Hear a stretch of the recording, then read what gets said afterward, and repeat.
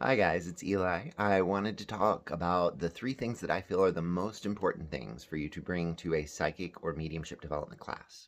So, first on the list, most important, number one spot, compassion.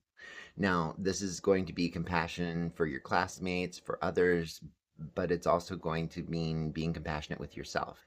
You're going to be learning something new, and everyone receives and processes information at different rates.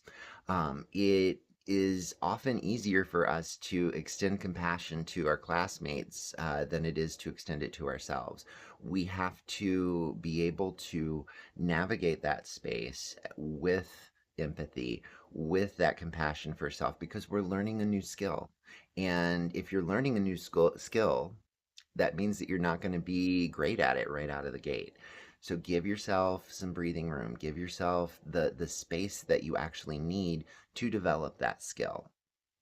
And as you'll probably hear me say many times, uh, the psychic senses are skills that can be developed by anybody. I have yet to meet a psychic brick. So next on the list, I think this one is equally as important. This is a willingness to explore and be wrong. This was the hardest one for me personally.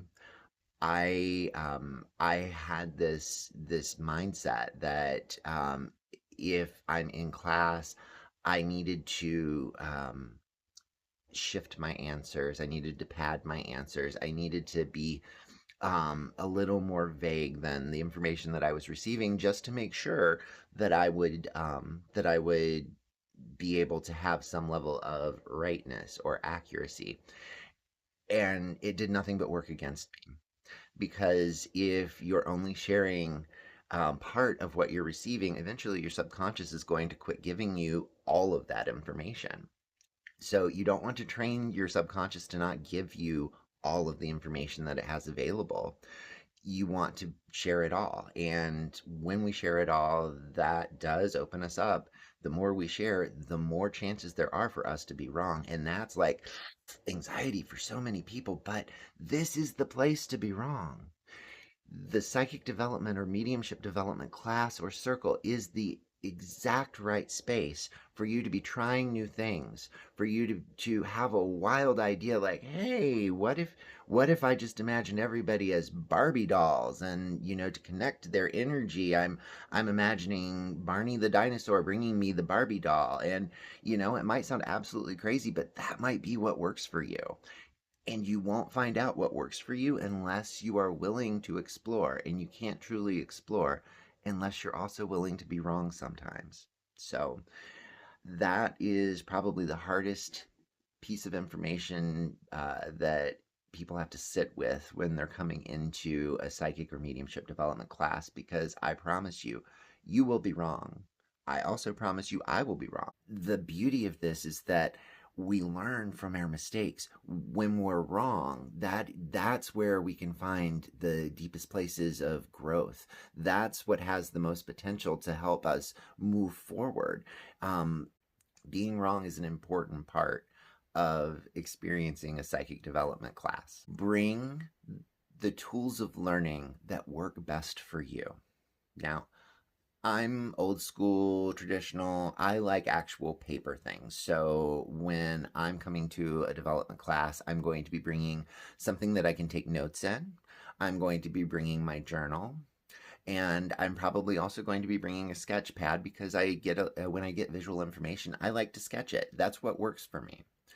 I know it's what works for me because I've tried a myriad of different things in a lot of different classes, and those are my things. And I know that they work better for me when they're actual physical, tangible paper that I have to haul around with me, pull out, find my pen, and it really helps to ground me more into the experience as well. So I feel so much more connected. I feel so much more in tune with the process when I have those physical, tangible things. When I use digital means to take notes, I find that I focus more on the digital aspect rather than listening to what's being shared and being able to take more thorough notes. So for me, old school pen and paper works best, but that may not be what works best for you.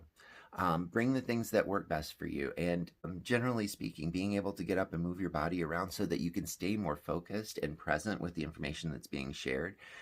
I don't really know many teachers that would take any kind of issue with it. I know that I don't.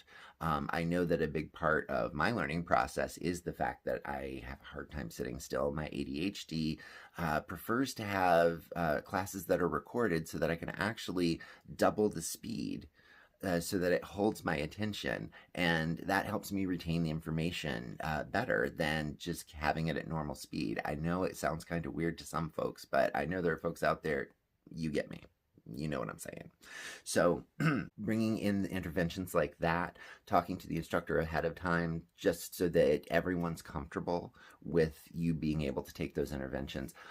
Also, too, fidget spinners are lovely, especially fidget spinners that are of the silent variety. I think that fidget spinners should be given out in almost every class. I think that that would help with so many people's ability to retain and participate fully in the learning process, but I digress. That's just me. These are my big three.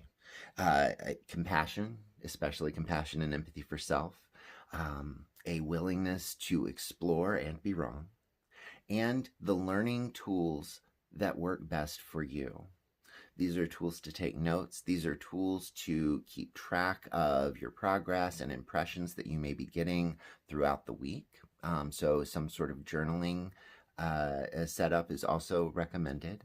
And anything else that's going to help you to be able to participate and learn more fully. So I hope that you find these helpful. If you have any other questions or any other tips, you know where to find me. Stay warm and stay safe. Bye-bye.